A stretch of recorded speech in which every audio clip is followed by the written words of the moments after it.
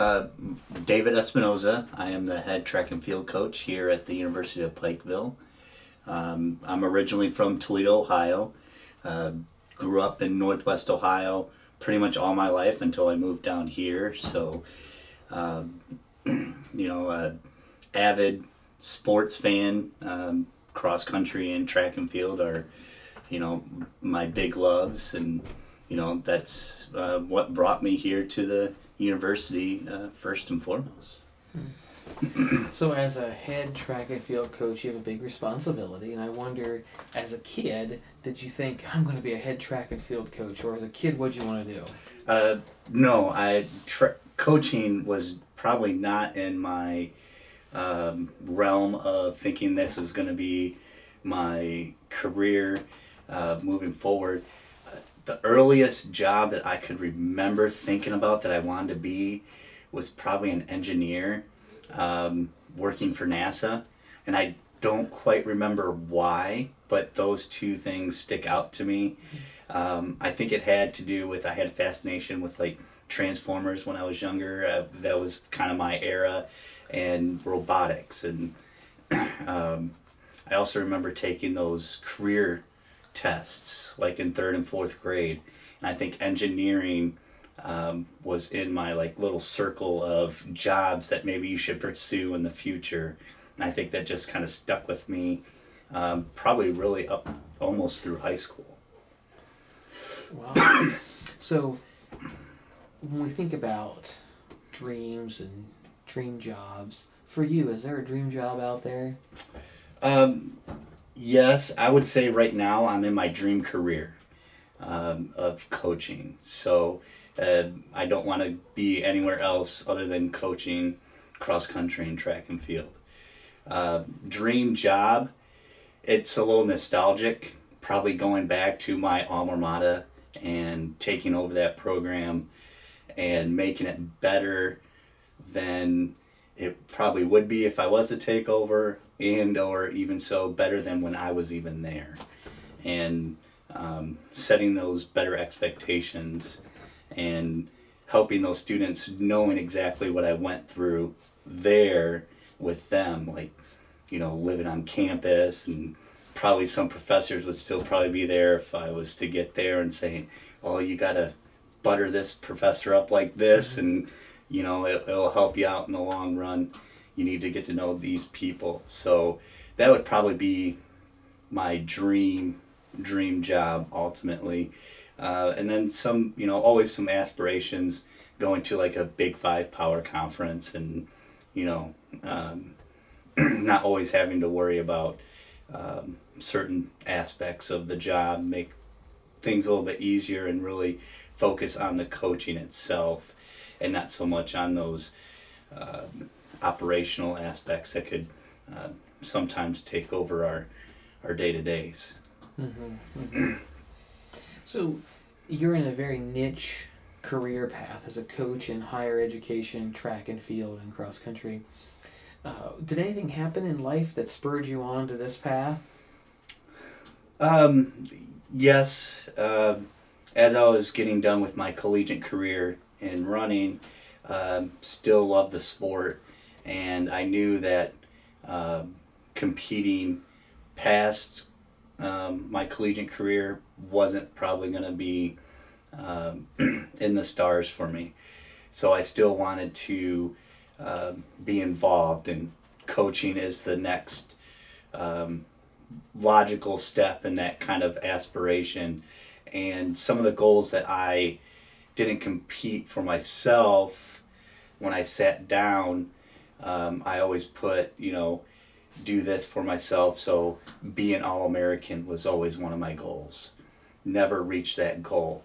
But I always put, for some reason later on in life, be an All-American or coach an All-American.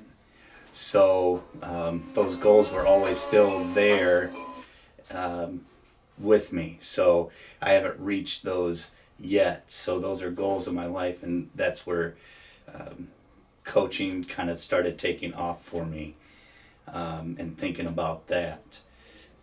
I love that vision and dream of coaching an All-American, right? Raising up this talent that can really just be at the top level.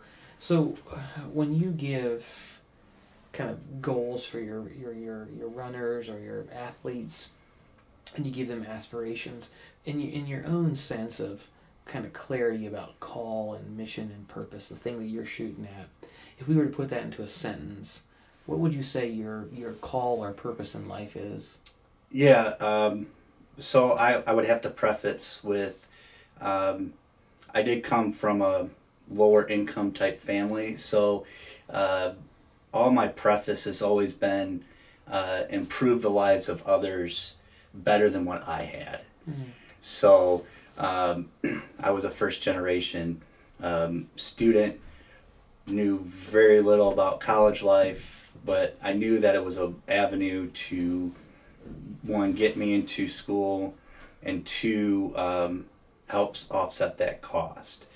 And so by doing cross country, track and field, and sport, along with working at the academic aspect, I was able to do that and help offset those costs. So by going through what I went through, I want to make the lives better for my student athletes now that I'm recruiting. That way they don't go through some of the hardships that I'm going through, almost like parents working with their students or working with their children, trying to make their lives better than what they had growing up. And right now my brother's doing that same thing with my nephews. We grew up in the same dynamic now, and I always hear him tell my nephews, you have it so much better than what we have. He has a TV in his bedroom. My brother and I shared a bedroom with our other brother, and he has his own bedroom and has a TV in it, where we had to, fight over the TV in the living room and hope that our mom didn't want to watch TV at the same time. So with that sense of call, do you think that your job or career right now aligns with that and helps you live that out? Oh, absolutely. Because I can go out and talk to students and their parents and see and get to talk to them and really get to know them outside of the sport. I am fortunate that my sport is very objective. 100-meter time is 100-meter time. There's no question. Where you could look at, say, a jump shot, and you could have 5 of the best coaches in there, and they're all going to say something different about that jump shot. So I'm fortunate in that aspect, that numbers are numbers and they don't really change. So getting to know the students personally and the family, it does pull up my heartstrings at times, and it makes me want to fight a little bit more for those students that are trying to better their lives and get them into a better place, and a better place than even where I was at. And then keeping those connections and seeing them succeed. I just had a student athlete ask me for a reference 2 days ago, and being that connection like that, continuing, and she's been out of school for almost 4 years now, and she wants to improve her career path, and said, hey, can you write a letter of recommendation for me? I was like, absolutely. So helping people along the way, even after athletics, is always a great thing. So you mentioned already where you're having influence on other people's lives, particularly your student athletes. So you've made a difference, Who, walk us through maybe a couple people who've made a difference for you to help you know this is how you should be living out your call? Oh, it's probably a long list. A couple folks that come to mind really have probably been all my high school coaches and junior high coaches. My junior high coach, Coach Missler, was also one of my science teachers in junior high. And he knew the background that I was from, and was kind of that surrogate father and always pushed me in that positive direction, and always had me, it wanted me to strive to be better for him moving forward, and saying, well, I'm having this success now, and it's reflected on what Coach Missler did. And then same thing in moving in high school. Probably my cross country and distance coach, Coach Snyder, he was very faith-based driven. He was one of our math teachers at the high school, and he built the team, the cross country team, like a family. So, but he was also very stern and deliberate in his actions. So you could goof around with him at times, but then there was other times we knew that it was time for business. And he always brought us to his house, had dinner. I mean, he's bringing 30 some odd high school boys to his place, and so to do that, and then my head track and field coach, Coach Kubicki, a little bit of an opposite in terms of attitude from Coach Snyder. He was very a little bit more competitive and expected excellence and never wanted to let him down. So it was always great, staying on the athletic side. I remember him coming to me at a meet just as I'm getting ready to run the 2 mile. And he said, Dave, we need you to place 4th or better to give our 4x4 team a shot to win this meet. And I said, without a question, I said, okay. And I knew what the field was already looking like because I always did my research, and most of the guys I knew. And I knew it was going to be a challenge, but I didn't want to let him down, but I also didn't want to let my team down and give the 4x4 team a shot. And by doing that, I remember I ended up PRing in that race, and I think I took 2nd place. So I even bolstered our score and then took some even more pressure off of our 4x4 team to seal the deal for the team title at that one invitational. But that wasn't out of the realm for either my Coach Snyder or Coach Kubicki to come up to me and kind of do that. And then, Coach Minen, who was a collegiate track athlete as well, he was our jumps coach, but he lived relatively close to where I was. He would take me to a park every Sunday morning at 7 o'clock. We'd meet up with a bunch of the top distance runners in Toledo, and I would run with them for an hour, and he would be my ride. And for a coach willing to do that, take it out of his time, was amazing. And I remember, traveling in the snow, walking to his house, sitting on his front porch, waiting for him to come out, get into his truck, and drive there. I mean, and I remember even if he didn't feel good, he would still be there for me on Sunday mornings. And so, those are probably 3 men that have shaped, what it is, and the commitment and pushing me to be a better person, and kind of, taking it out of the way to do those small things for me, to improve myself. I love that idea of a coach willing to get up and take you and drive you. That's really very impactful. If someone's watching this and they said, Coach, you're actually living the type of life I want. I really want to be, a head track and field coach in a college someday. What did you do to put yourself in this position? What did you have to do? My road is a little bit, I took a little bit more of a difficult path.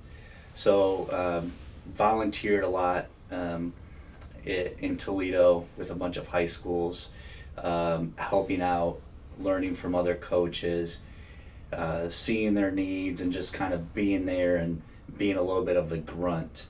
And then also advancing my education in the sport. So I was always a person that kind of said, coach told me to do X, and I was going to do X. I never questioned why we were doing this. And that's one aspect I wish I did, just question why we're doing something at this point in time, so I had a better understanding. And it wasn't until I took educational courses through the United States Track and Field Association, which is our governing body, to understand why we do certain things at certain times in our training. And then looking back at some of my training, oh, that makes sense why I was doing 15 800s at this point in time. Why my rest was 5 minutes versus 30 seconds, or 30 seconds versus 5 minutes. So getting that understanding, but then also questioning back in my training when I look at my logs is, I don't understand why I did this, or it's always kind of like, I wish I would have ran more mileage at that time, or done this workout a little bit differently. So it's the continuing education. I know that Bill Bowerman, the legendary coach at the University of Oregon, kind of always says you have to be the student of your sport. And so if I want to succeed at being a very, hopefully very good cross-country and track and field coach, I need to be the student, and I need to continue to learn from others, and really rethink about how I do some things to make sure that I can make my student athletes better as we move along. As a coach, you deal with a lot of students, whether it's people you're trying to recruit, or prospectives, or signees and then they don't come, or people who do come. As you're dealing with a lot of these young people, so many people just don't really have an honest clue about what they are called to do in their life. So when you encounter a student and they say, "Coach, I need to declare a major, but I have no idea," what advice do you have for those types of students? I tell them, I ask them, what do they love to do? I talked about being an engineer, or wanting to be an engineer. I loved math, but I didn't pursue a math major. All my coaches were teachers. Education was originally my initial undergrad pursuit. But it wasn't until I took a observation course that I realized that maybe teaching wasn't my route. But I loved the physical education aspect, so I pursued my undergrad in physical education, but did not go after the licensure. And I just love that aspect of the, understanding of the body, the movements, how we can just naturally kind of perform better, which has also shaped how I coach. But it's asking them what they enjoy to do, and then hopefully seeing that we have a degree that may spur them in that direction. So, if I have students that say they love math and science, well, let's steer them towards, maybe a biology, chemistry, mathematics. It may not necessarily be what they want to do, but it will set them up to maybe find their career path. But I don't want a math and science person that I'm going to push them towards communication if they hate writing papers or working on their grammar and things like that. So it's kind of finding those small niches on what they like to do, and kind of, push them through that analytical, cognitive kind of aspect, and start dividing it from there and kind of working through it. That way, at least when they start their gen eds or their elective classes, maybe we built something up when they decide to change, that we're still on somewhat the right path, and those classes can fill in for those majors.